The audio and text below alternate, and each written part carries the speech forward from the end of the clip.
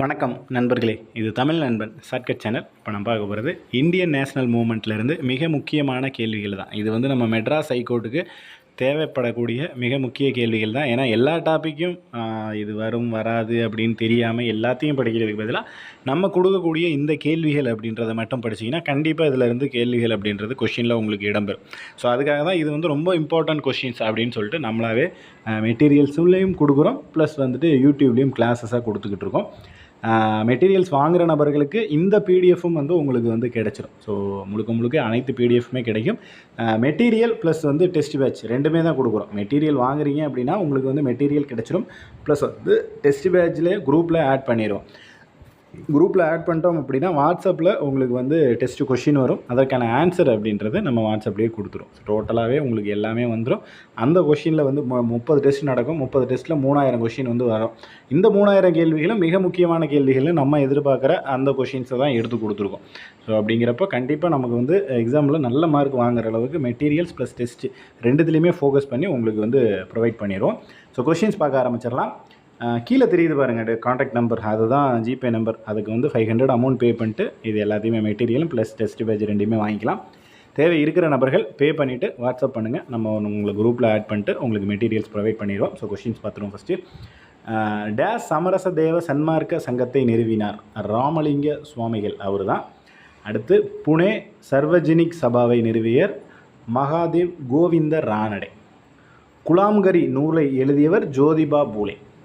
Ramakrishna mission டேஸா? சுவாமி விவேகானந்தர் தான் ராமகிருஷ்ண மிஷனை ஆரம்பித்தார்.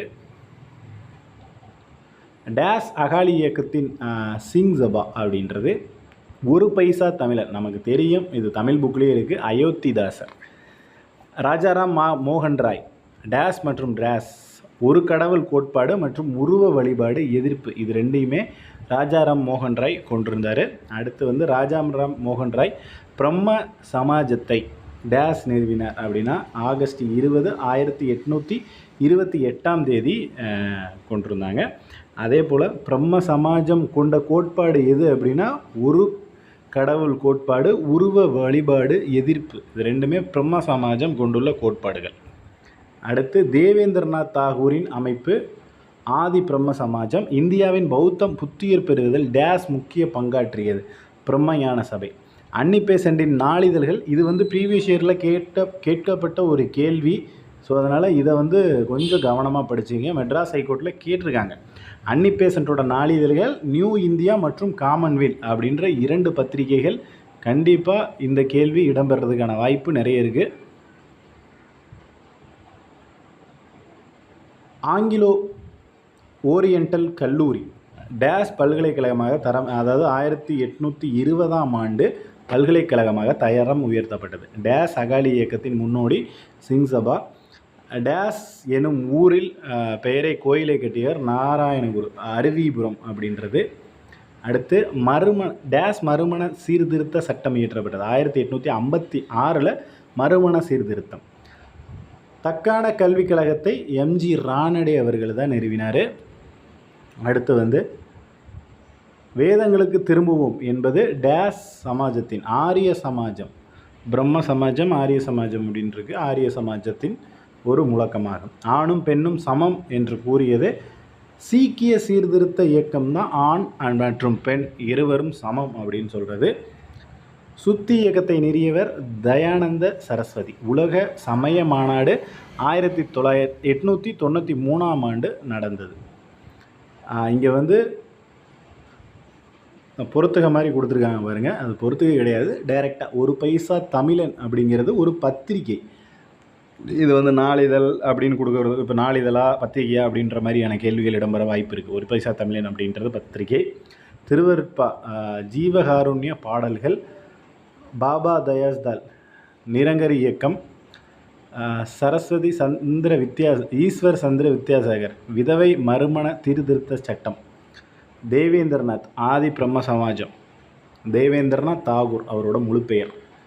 அடுத்து வந்து 19ஆம் நூற்றாண்டில் இந்தியாவில் தோன்றிய இயக்கங்கள், சீர்திருத்த இயக்கங்கள், சமய இயக்கங்கள், இது எல்லாமே 19ஆம் நூற்றாண்டில் தோன்றப்பட்டது. அடுத்து வந்து பிரம்ம சமாஜத்தை நிறுவியவர் ராஜாராம் மோகன் ராய் அவர்கள். உடன்கட்டை ஏறும் பழக்கத்தை ஒழித்தவர் வில்லியம் பெண்டிங்.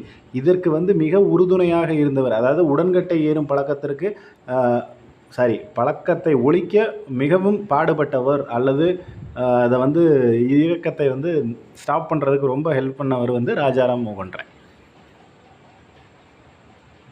அப்படின்னு கேட்டால் இதுதான். அவர் வந்து வில்லியம் பெண்டிங் இதை ஸ்டாப் பண்ணியிருப்பார், அதுக்கு ரொம்ப ஹெல்ப் பண்ணது ராஜாராம் மோகன் ராய் அவர்கள். ராஜாராம் மோகன் ராய் மறைவுக்கு பிறகு பிரம்ம சமாஜத்தின் பணிகளை தொடங்கியவர் யார் அப்படின்னு பார்த்தீங்கன்னா தேவேந்திரநாத் தாகூர்.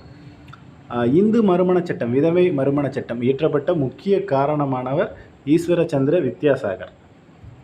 பிரம்ம சமாஜை தொடங்கப்பட்ட இடம் பம்பாய். பிரார்த்தனை சமாஜத்தை நிறுவியர் ஆத்மராக பாண்டுரங். தக்கான கல்விக் கழகத்தை உருவாக்கியவர் எம்ஜி ரானடே அவர்கள். ஆரிய சமாஜத்தை நிறுவியர் சுவாமி தயானந்த சரஸ்வதி. சுவாமி தயானந்த சரஸ்வதியின் புத்தகம் சத்யார்த்த பிரகாஷ். இது வந்து ப்ரீவியஸ் இயரில் கேட்கப்பட்ட ஒரு கேள்வி. தயானந்த சரஸ்வதி அவர்களோட புத்தகம் எது அப்படின்ற கேள்வி வந்து இடம்பெற்றிருக்கு தேர்வில். ஸோ அதனால் இதை தெரிஞ்சுக்கிங்க. அடுத்து வந்து சுவாமி தயானந்த சரஸ்வதியோட முழக்கம் என்ன அப்படின்னா வேதங்களுக்கு திரும்புவோம் அப்படின்றது. இதுவும் ஒரு முக்கியமான கேள்வி தான். இஸ்லாம் கிறிஸ்துவ மதத்திற்கு மாறிய இந்துக்கள் மீண்டும் இந்துக்களாக மாற்ற தொடங்கப்பட்ட இயக்கம் சுத்தி இயக்கம். சுவாமி விவேகானந்தன் இயற்பெயர் நரேந்திர தத்தா. ராமகிருஷ்ண பரமஹம்சருடைய முதன்மை சீடர் வந்து விவேகானந்தர் தான். மனித குலத்திற்கு தொண்டு செய்தல் எனும் கோட்பாடை பரிந்துரைத்தவர் சுவாமி விவேகானந்தர் அவர்கள். பிரம்ம ஞான சபையை நிறுவனவர்கள் மேடம் ஹச்பி பிளாவட்ஸ்கி மற்றும் கர்னல் ஹச்எஸ் ஆல்காட். ராமகிருஷ்ண மிஷனை நிறுவியர் விவேகானந்தர் அவர்கள். கிறிஸ்துவ சமய பரப்பு நிறுவனங்களின் நிர்வாக கட்டமைப்பு பின்பற்றி விவேகானந்தர் டேஸை நிறுவினார்னா ராமகிருஷ்ண மிஷன். அதை அடுத்து வந்து தட்சிணேஸ்வரம் எனும் ஊரை சார்ந்த எளிய அர்ச்சகர் ராமகிருஷ்ண பரமஹம்சர். அவர் மனிதர்களுக்கு செய்யப்படும் சேவையே கடவுளுக்கு செய்யப்படும் சேவையாகும் என்றவர் ராமகிருஷ்ண பரமஹம்சர். ஸோ இந்த கேள்விகள் அப்படின்றது மிக மிக முக்கியமான ஒரு கேள்விகளாக நம்ம எதிர்பார்க்குறோம். ஸோ மேக்ஸிமம் இதிலிருந்து ஒரு 2 அல்லது 3 கேள்விகள் வர்றதுக்கான சான்சஸ் அப்படின்றது நிறைய இருக்குது. ஸோ மெட்டீரியல்ஸ் வாங்கினவங்க இந்த பிடிஎஃபை கொஞ்சம் கவனமாக பார்த்துக்குங்க, படிச்சுக்கிங்க. மெட்டீரியல் வாங்காத நபர்கள் இதை வந்து ஒரு நோட்டு போட்டு எழுதிக்கிங்க. நோட்டு போட்டு எழுதுறது கொஞ்சம் கஷ்டம் தான்.